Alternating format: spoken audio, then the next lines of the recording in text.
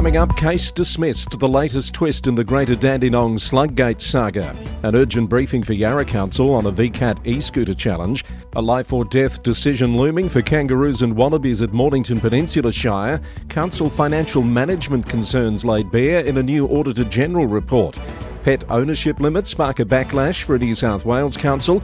Townsville's suspended mayor found in breach of the Code of Conduct. And the WA Premier flags more local government election reforms.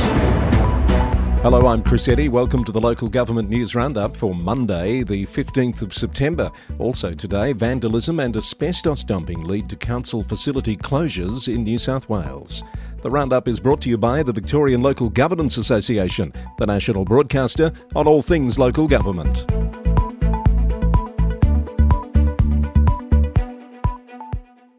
Great to have you with us for another week of the Roundup. The long-running Slug Gate saga has taken another turn as the Supreme Court has dismissed Ian Cook's litigation against Greater Dandenong City Council as an abusive process. Justice Andrew Keogh ruled that the lawsuit brought by iCook Foods and its owner Ian Cook was essentially a re-litigation of matters previously withdrawn, calling it unreasonable and clearly oppressive to the council. The case stems from the 2019 closure of iCook Foods following health inspections. Mr Cook has consistently alleged that a council worker planted a slug at his premises, leading to the shutdown of his business. While Mr Cook won a partial victory last November when the Supreme Court declared the closure invalid, his claim for $50 million in damages was dismissed. This latest legal action against the council for malicious prosecution has now also been thrown out.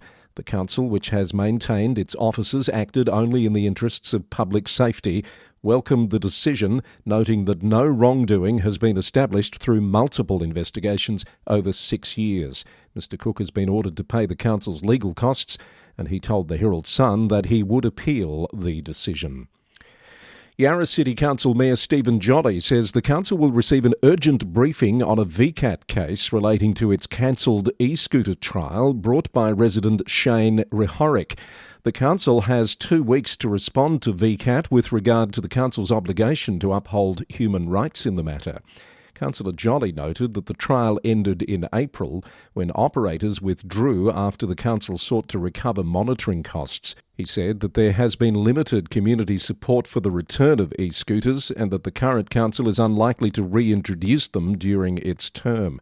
The case alleges a breach of the Equal Opportunity Act, with VCAT yet to make a final ruling. A life or death decision looms for approximately 150 kangaroos and wallabies at the Briars Animal Sanctuary in Mount Martha. The Mornington Peninsula leader reported that Mornington Peninsula Shire Council will hold an unscheduled meeting tomorrow evening to vote on how to address overcrowding that has reportedly led to starvation deaths among the macropod population. Council officers have recommended desexing some animals and providing supplementary feed, though cheaper alternatives including selective or indiscriminate culling remain on the table. Mayor Anthony Marsh called an urgent meeting after noting the council did not have consensus to move forward quickly on the officers' recommendation, which was to avoid a cull. Deputy Mayor Paul Pinjaro agreed that there is a need for swift action, stating that any further postponement risks animal welfare. The meeting will be live-streamed from 5 p.m. tomorrow. Moorabool Shire councillors have given the green light for design work on an indoor swimming pool at the Moorabool Aquatic and Recreation Centre in Madingley. The Moorabool News reported the project has secured $25 million from the federal government and $10 million from the state government, and the Shire will contribute an additional $15 million through loans, bringing the total project budget to $50 million. Plans include a 25-metre pool, spa facilities and a gymnasium with fitness rooms. Community concerns over a proposed Coles supermarket in Point Lonsdale have gained support from the city of Greater Geelong. K-Rock reported that Mayor Stretch Contel has written to Planning Minister Sonia Kilkenny requesting an urgent review of the development planned for the Bellarine Highway. More than 400 residents attended a recent community meeting to voice opposition to the project, with fears it could damage Point Lonsdale's character, harm local businesses and impact environmentally sensitive areas. Now, there's been a new report released by the Victorian Auditor General's office, which has raised concerns about the financial management practices of local councils in Victoria. The audit reveals that while councils generally align their financial strategies at a strategic level, many are failing to update their 10-year financial plans annually, potentially compromising their long-term sustainability. Only one of the 5 audited councils, Yarra, publicly updates its 10-year financial plan each year, despite changing economic conditions. The report highlights that rate capping, introduced by the Victorian Government in 2016, has created additional challenges, with many councils reluctant to apply for rate variations due to concerns about community reactions and resource requirements. For 2 of the 5 councils examined, expense growth has outpaced revenue growth since the introduction of rate capping. In one notable example, Greater Shepparton's councillors chose not to increase rates for 2 consecutive years, despite warnings from council executives that the decision would result in a cumulative loss of approximately $28 million over 11 years. The audit also found that while councillors receive comprehensive budget briefings, there's room for improvement in how financial information is presented, particularly for those without financial backgrounds. The Auditor General has made recommendations for councils and for Local Government Victoria, including that local councils should annually update and publish their 10-year financial plans and asset plans to reflect current conditions while improving financial reporting clarity to councillors. Council executives need to provide better support for councillors without financial backgrounds, and councils should consider applying for rate cap variations when necessary to maintain financial sustainability. It also suggests that Local Government Victoria should offer clearer guidance on financial planning requirements, develop model templates for asset plans and reporting, and establish formal guidance on councillor briefings. Rounding up more Victorian Council briefs, and Moorabool Shire Council will investigate expanding green waste collection services to additional townships as part of a broader waste management review. The investigation aligns with existing waste review initiatives and the state's upcoming standardised 4-bin waste system. Brimbank City Council is establishing a social inclusion action group to promote community inclusion and well-being. It's seeking diverse community members with lived experience to identify needs and support local initiatives. The group will meet regularly to address social connection and belonging. And Hume City Council has settled on a name for a new arts and culture facility at Jackson's Hill in Sunbury. The facility will be called Art Rise, Gather, Connect and Create on the Hill, a name chosen to represent creativity, community and new beginnings. The council has also started a formal process to rename the broader precinct.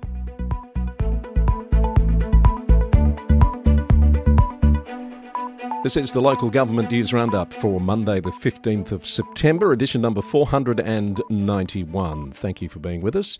Before we head back to more news, here's a message from the VLGA, which has an ongoing commitment to supporting councillors on their journey to be successful community representatives. And as part of that commitment, the Victorian Councillor Census is back again this year. It's the second year of capturing and tracking councillor demographics, attitudes and key challenges to local governance over time.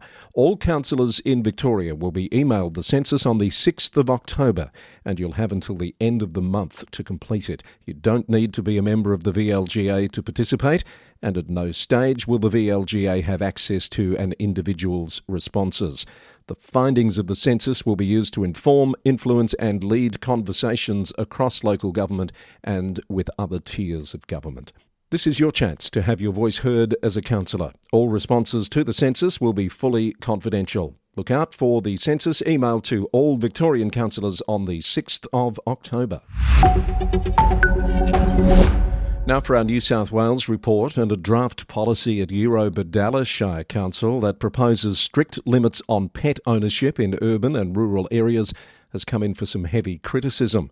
The policy includes caps of 2 dogs and 4 cats for urban households, with slightly higher numbers for rural properties. Urban properties would also be limited to 2 horses, no closer than 9 metres from buildings. The Daily Telegraph has reported on community backlash to the draft policy, with some residents describing it as unfair and appalling. Public submissions are being taken until later this month. Narrabri Shire Council has temporarily closed the Boggabri transfer station following illegal asbestos dumping and is working with the New South Wales EPA to identify and issue clean-up notices to those responsible. The facility will remain closed until the asbestos is safely removed. Mayor Darryl Tiemann said he was extremely disappointed by the incident, which has inconvenienced residents and put council staff at risk. The Daily Leader reports today that officers are closing in on the culprits, and Mayor Tiemann said the council will prosecute and recover clean-up and other costs from those responsible. Lake Macquarie City Council has closed an oval at Belmont after a Friday night vandalism attack where vehicles driven across the playing surface caused an estimated $10,000 worth of damage. A council spokesperson said the incident was deeply disappointing. The incident represents another setback for community sport competitions, which have already been heavily affected by unfavourable weather conditions this year. Shoalhaven City Council has dispatched a pothole repair crew and equipment to Mid Coast Council for a week to help in the response to the northern New South Wales floods. Mayor Patricia White said it was important to support other local councils during times of adversity, something well known in Shoalhaven, which has experienced 15 natural disasters since 2019.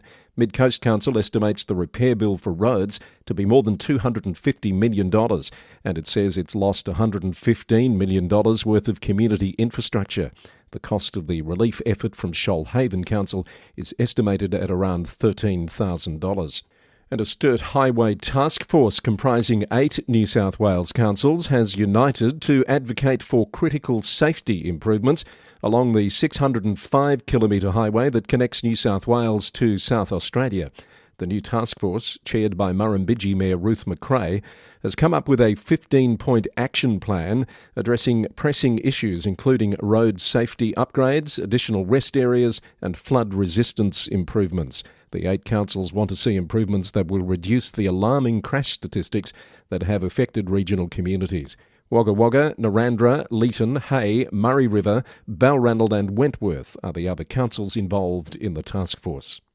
Heading into Queensland now, and Townsville Mayor Troy Thompson, currently suspended during a CCC investigation into his credentials, has been found by the Office of the Independent Assessor to have breached the council's code of conduct when he sent an email criticising a council worker for delayed response to his legal funding request. ABC News reported that it was one of 4 complaints under review, with the other 3 found not to be a breach of the code. The council will hold a special meeting to consider the report and determine what, if any, action will be taken regarding the breach. Toowoomba Mayor Jeff McDonald is seeking $97 million in federal funding for the $266 million Cressbrook Dam spillway upgrade. The Toowoomba Chronicle reported that residents are facing a $250 increase to half-yearly water bills if the funding isn't secured. The state government has already committed $54 million to the project, which is required to meet dam safety regulations changed in 2005 and to protect approximately 180,000 people living downstream. And Ipswich City Council's FOGO composting initiative has successfully diverted 70,000 tonnes of waste from landfill over 3 years. Local Ipswich News reported that the successful program has been supplemented by an additional 2,300 tonnes diverted through recycling efforts. The council continues to implement innovative waste management services, including citywide garden organics bins, and plans for a new Southern Resource Recovery Centre to help meet long-term waste reduction targets. Rounding up more news in brief, Councillor Sally-Ann McClelland has been elected as the new Deputy Mayor of Hornsby Shire Council, replacing Councillor Janelle McIntosh for a 12-month term. Business leaders in Rockhampton have been empowered to create mentally healthy workplaces through a 3-part local leaders lunch series organised by Rockhampton Regional Council's Advance Rockhampton. The initiative addresses workplace mental health as a significant factor in staff retention and business success. And Yahoo News has reported on the positive reception from travellers to a new designated 48-hour free parking area for RVs and caravans in Gawler. The local council has been praised for providing a solution to a contentious issue that others often take a punitive approach to.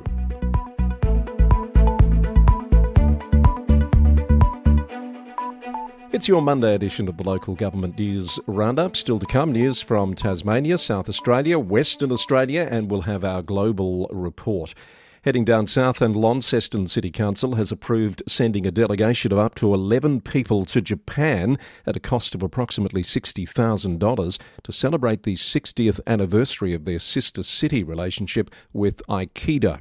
ABC News reported that while some see potential benefits in education, tourism and trade opportunities, critics, including the Tasmanian Ratepayers Association, have questioned the expense during a cost of living crisis, describing it as an excessive junket holiday. The Deputy Lord Mayor appointment at Adelaide City Council has been delayed until September the 23rd amid political complexities, which in Daily reported include councillors running in state elections and attendance concerns.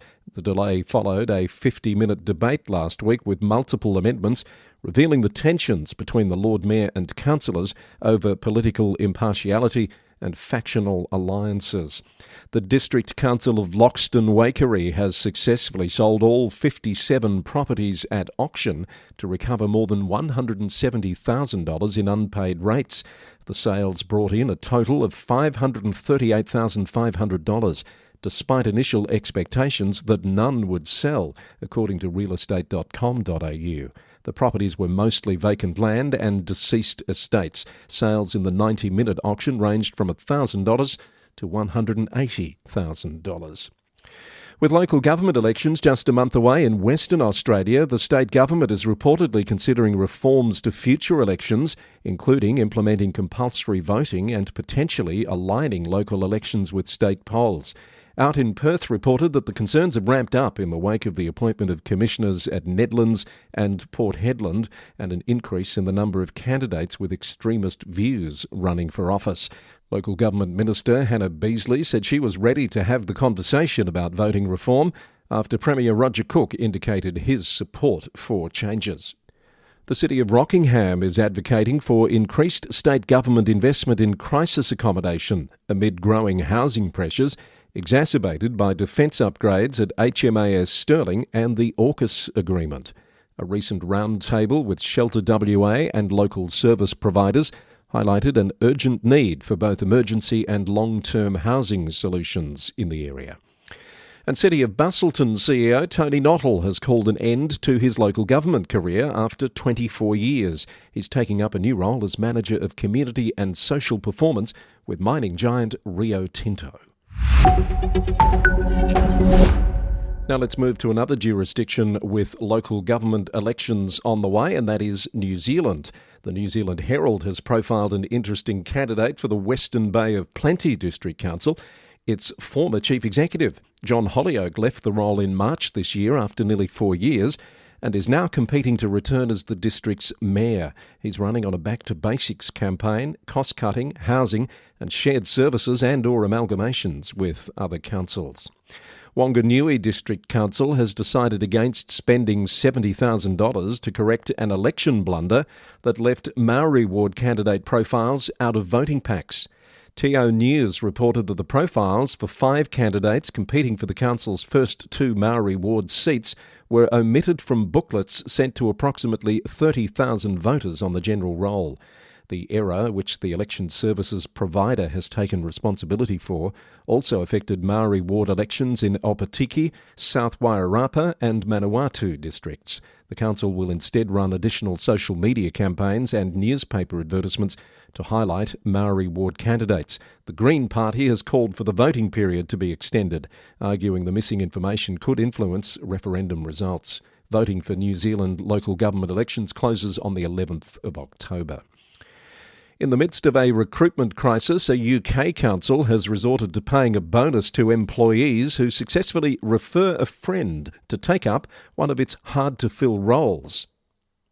BBC News reported that Redcar and Cleveland Council in North East England is one of many in the UK struggling to fill specialised positions that require technical expertise or advanced qualifications. According to the council's Human Resources Department, Traditional recruitment methods have become less effective in the post-pandemic job market, where skilled professionals have more employment options, including remote work opportunities with private companies offering higher salaries. The Council has also implemented other recruitment strategies, including enhanced professional development opportunities, flexible working arrangements and partnerships with local universities. Similar schemes have been adopted by other local authorities facing staffing shortages, with some reporting positive results from employee referral programs that leverage existing staff networks to identify potential candidates. However, critics argue such measures are merely short-term solutions to deeper structural issues in local government funding and compensation. MPs have passed new legislation giving local authorities more power to protect essential bus routes. Localgov.co.uk reported that the Bus Services No. 2 bill passed by a significant majority in the House of Commons. The bill aims to prevent bus companies from cutting vital community services while promising improved passenger services, greener fleets, better accessibility standards and enhanced integration with local transport networks. And in the US, SmartCitiesDive.com has reported on a recent survey that shows half of US residents are uncomfortable with AI in government services, a 5% increase from the previous year. That's despite many acknowledging the potential benefits of AI in terms of efficiency and service speed. The survey found that transparency about AI usage is crucial, with over 75% of respondents believing governments should disclose when AI is used for resident services, while concerns persist about accuracy, privacy, bias, job loss and environmental impacts. You've been listening to the Local Government News Roundup, edition number 491, recorded on the morning of Monday, the 15th of September 2025. If you have comments or feedback, you can send an email to lgweeklynews@gmail.com or press the send a text button in your podcast player. More information about this episode, including story links, can be found in the transcript at lgnewsroundup.com. The Roundup is brought to you by the Victorian Local Governance Association, the national broadcaster on all things local government. It's recorded in the city of Greater Geelong, Victoria, on the land of the Wadawurrung people of the Kulin Nation. And we come your way every Monday, Wednesday and Friday, wherever you listen to podcasts. Until next time, thanks for listening and bye for now.